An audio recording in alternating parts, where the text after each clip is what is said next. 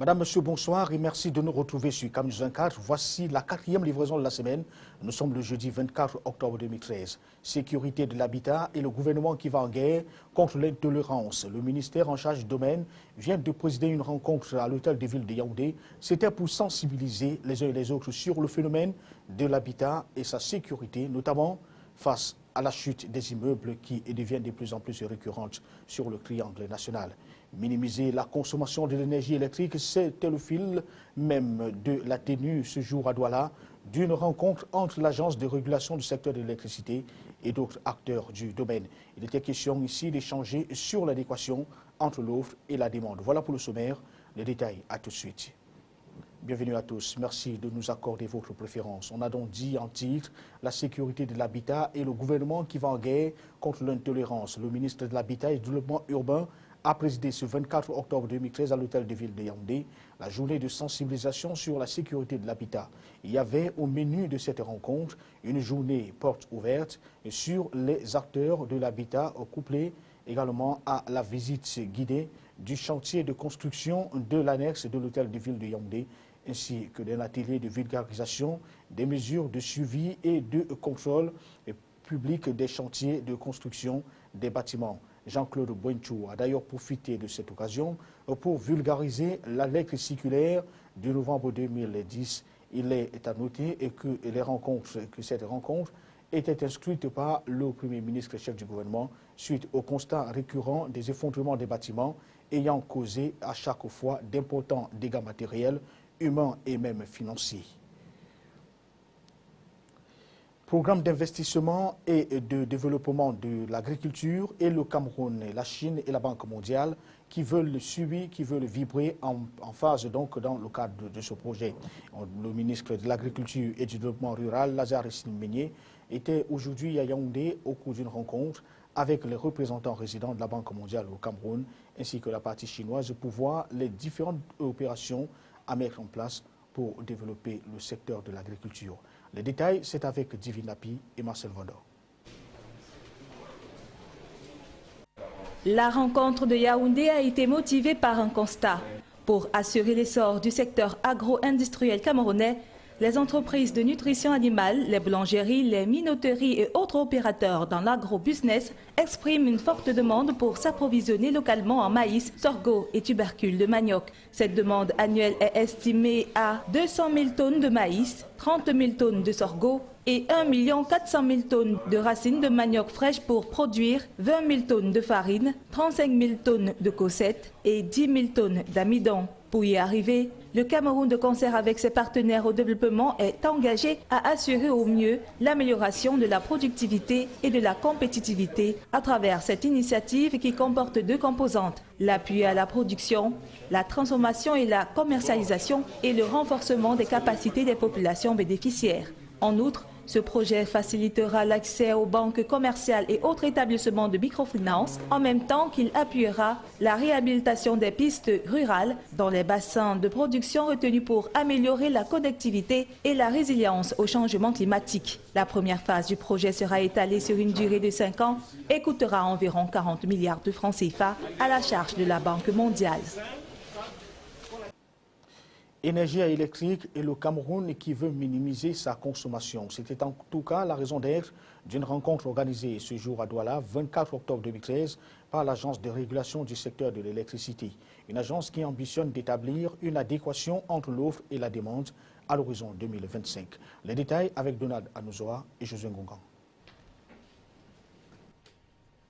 L'objectif principal de ce forum était de présenter le développement de la politique, de la stratégie et du plan d'action national pour l'efficacité de l'énergie électrique au Cameroun. Cette démarche est perçue par le régulateur comme une tentative parmi d'autres de trouver une solution au déséquilibre observé entre l'offre et la demande en électricité. La vérité, c'est que tant qu'on fait de gros investissements, quelquefois on a tendance un peu à ne pas se préoccuper de l'efficacité même et de la qualité de la consommation. Tant qu'on fait de grands investissements. Pourquoi? Parce qu'il y a suffisamment d'énergie, il y en a pour tous et puis on le gaspille. L'efficacité énergétique par contre vise à gaspiller le moins possible ce qui est déjà rare. Et donc du coup l'efficacité énergétique permet de mieux planifier à terme parce que l'efficacité énergétique nous amène à rationaliser nos consommations et à mieux voir quels seront nos besoins de demain et d'éviter ainsi des surinvestissements. Le forum d'échange sur l'efficacité énergétique tenu ce 24 octobre à Douala a permis de mettre l'accent sur 4 points principaux, à savoir la réduction de la facture d'électricité dans les bâtiments publics, l'amélioration de l'efficacité énergétique dans les industries et les bâtiments publics, la sensibilisation des ménages aux possibilités d'économiser l'électricité et l'adaptation du cadre institutionnel et réglementaire à la situation actuelle dans le secteur de l'électricité. Il est désormais attendu des contributions et des expertises des participants, une palette de propositions afin de permettre au gouvernement de disposer d'une large marge de manœuvre pour décider de la stratégie à adopter concernant l'implémentation de l'efficacité énergétique au Cameroun. Dans les rangs à présent, la vague des nouveaux promus à la tête des unités de défense se poursuit. Après la région de l'extrême nord, mercredi, c'était au tour de Garoua de recevoir ce jeudi Edgar Alain Mebengo, le ministre délégué à la présidence en charge de la défense.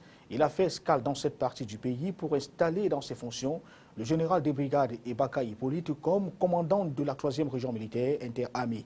Il faut rappeler que ce dernier remplace à ce poste le général de brigade Toumenta, promu commandant de la MISCA, entendez mission internationale de soutien à la Centrafrique. Les détails avec Giscard Raman Bonnier et Clarisse Konjok.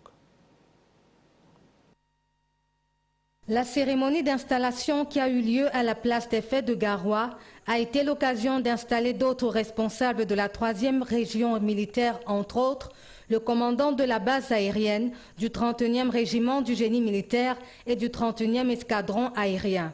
Le ministre délégué à la présidence chargé de la défense a instruit aux nouveaux responsables de travailler avec les autorités en place et de veiller à la sécurité des populations afin d'y préserver la paix, l'intégrité territoriale et la stabilité. Cette tâche incombe au général de brigade Ebaka Hippolyte, précédemment major général à l'état-major de l'armée de terre. Il remplace le général de brigade Toumenta, nouveau commandant de la MISCA, entendez mission internationale de soutien à la Centrafrique. Il prend ainsi les rênes d'une région du Nord hautement stratégique. Son statut de capitale septentrionale fait d'elle l'un des pôles de décision qui engagent la vie du pays.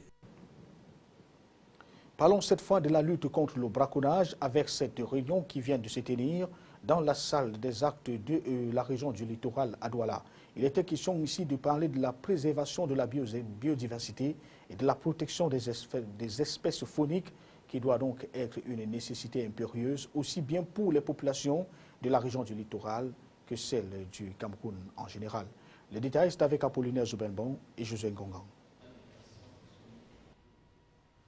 Quoique moins couru, la rencontre de ce 24 octobre a donné l'occasion au comité régional de lutte contre le braconnage de faire l'état des lieux du littoral. Du discours des circonstances prononcé par le secrétaire général de la région, il ressort que le Cameroun dispose d'un important patrimoine faunique et des aires protégées considérables. Mais malgré les efforts consentis par le gouvernement pour la préservation de la biodiversité et la gestion durable de la faune, les actes de braconnage perpétrés à travers le pays, le commerce illégal de la faune, le trafic de certaines espèces animales continuent à dicter leurs lois, d'où l'impérieuse nécessité d'agir en urgence. Les ressources fauniques bien gérées peuvent valablement contribuer au développement économique et social. Et elle a mis en œuvre la stratégie de la croissance de l'emploi développée par le gouvernement du Cameroun.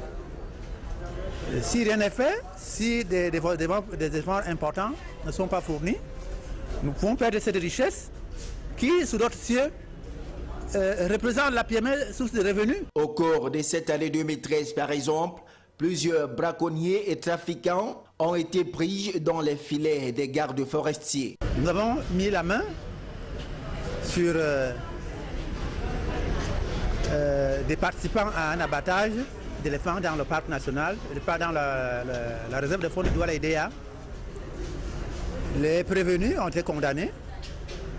Les peines endurées par ces derniers La rencontre de ce 24 octobre a également été le lieu de sensibiliser les populations sur la préservation de la biodiversité et la protection des espèces fauniques si chères à notre pays. De toute autre chose à présent dans les municipalités, le temps est désormais au travail après l'élection municipale du 30 septembre 2013 dernier. Eh bien, la phase de passation des services entre les maires entrants et sortants de la commune d'arrondissement de Douala 3e a eu lieu ce 24 octobre 2013 sous la présidence du préfet du département du Vouri, Nassiri Paul Beya. Ici, les documents technico-administratifs ont été signés par les maires Oumarou Fadil et Théophile Kwapnan en présence des autres membres du conseil municipal et bien des chefs de service de la même commune. Les détails avec Divinapi et Benoît Dormo. Cette passation de service est passée dans le respect des règles établies sous le regard de la tutelle, le préfet du département du Vouri. Un tour de mutation de chaise, échange des documents, suivi des signatures, puis la paume de main pour laisser la place à la continuité du service. Je voudrais également dire en présence du maire entrant ma disponibilité pour améliorer les conditions de vie de nos populations. Et il n'est pas non seulement le maire d'un parti, le maire de tout le monde aujourd'hui. Et je me rends disponible non seulement au service de la nation en général, mais également au service de Douala 3e en particulier. C'est qu'en termes d'assistance, le maire sortant laisse un héritage innombrable à son successeur, un centre multimédia, un hôtel de ville bien construit et une logistique nécessaire que ce dernier entend capitaliser pour servir la population. Après cette passation de service, je crois que nous allons nous mettre au travail pour le bonheur de toute la population de Douala 3e. Témoin de la mandature passée comme conseiller municipal, le maire SDF est attendu par une population qui ne cache point son exigence. Aller vers la population, essayer d'arranger les routes secondaires pour désengorger l'axe d'Okoti-Niala. Oui, moi j'attends beaucoup de nouveaux maires par rapport à la population de Douala 3e qui puisse réaliser cela. Parce qu'on sait que ce n'est pas facile, mais qu'il essaye aussi de montrer le bon exemple. Seul représentant du RDPC dans le bureau exécutif du conseil municipal, le 5e adjoint au maire entend jouer sa partition. Nous devons œuvrer et travailler pour la bonne marche de la commune, pour le bien-être de la population.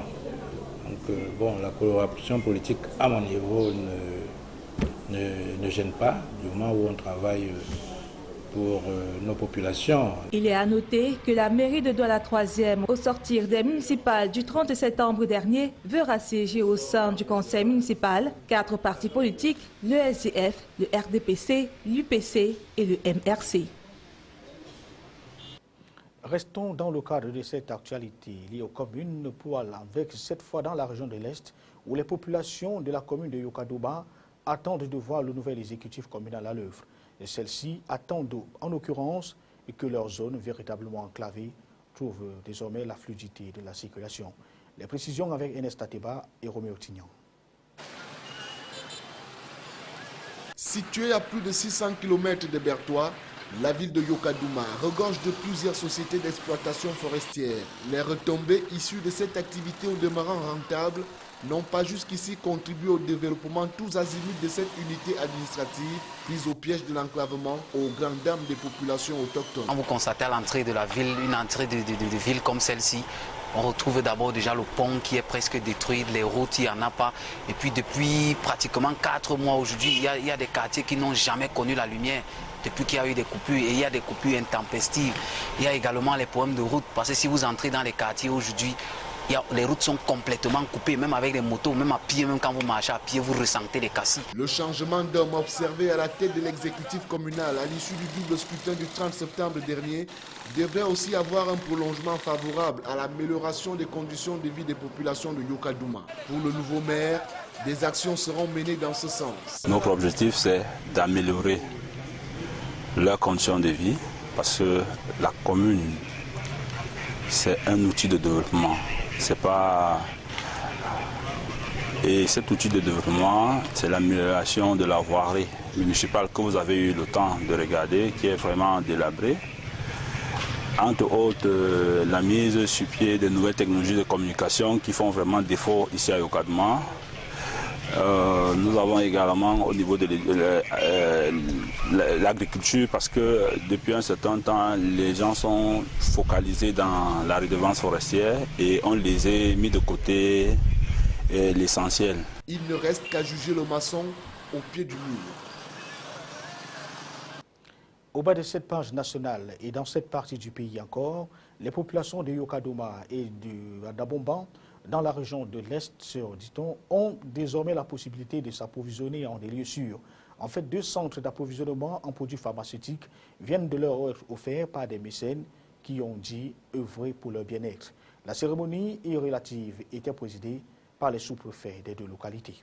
Les détails, c'est avec Ernest Ateba, Roméo Tignan et Apollinaire Zoubenbon pour le récit.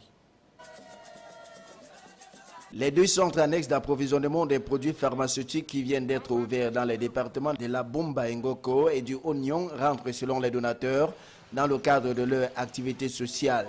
Ils évaluent leur mise en place à environ 100 millions de francs CFA. Visiblement satisfait, certains chefs des districts de santé relèvent l'importance de cette œuvre dans la réduction des distances d'approvisionnement, mais également dans la lutte contre la prolifération des médicaments de la rue. Nous allons lancer une bataille sans répit contre la lutte vente illicite et illégale des médicaments. Nous avons désormais toutes les coudées libres, franches, pour pouvoir faire cette bataille contre la vente illicite des médicaments. En parlant justement des médicaments de la rue, le dépositaire de l'autorité de l'État du Oignon précise que la lutte engagée il y a des lustres contre ces opportunistes va se poursuivre intensément. Avec l'avènement du médicament disponible directement à Yokadoma, nous sommes soulagés et le médicament sera disponible.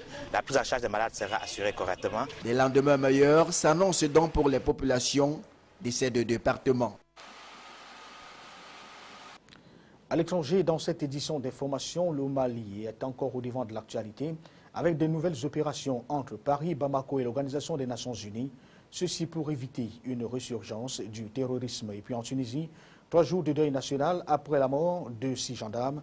Le pays, il faut le rappeler, est très instable depuis le printemps arabe. Ces informations et bien d'autres, c'est dans cette mouture que nous propose la rédaction de C24 avec la voix de Divinapi.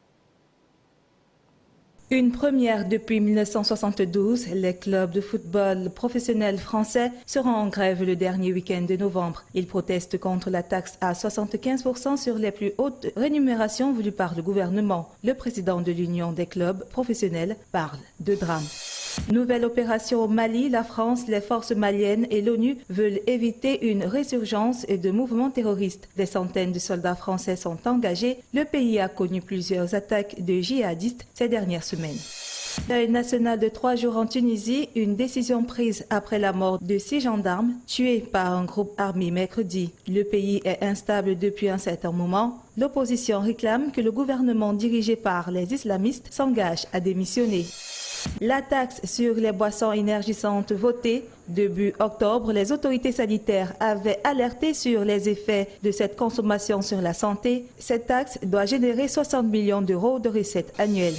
La FIAC a 40 ans. Elle ouvre ses portes aux professionnels et aux collectionneurs jusqu'à dimanche à Paris. La foire internationale contemporaine a retenu cette année plus de 180 galeries venues de 25 pays. Bien voilà, fin de ce journal et l'information est en continu sur Camus 24. Bonsoir.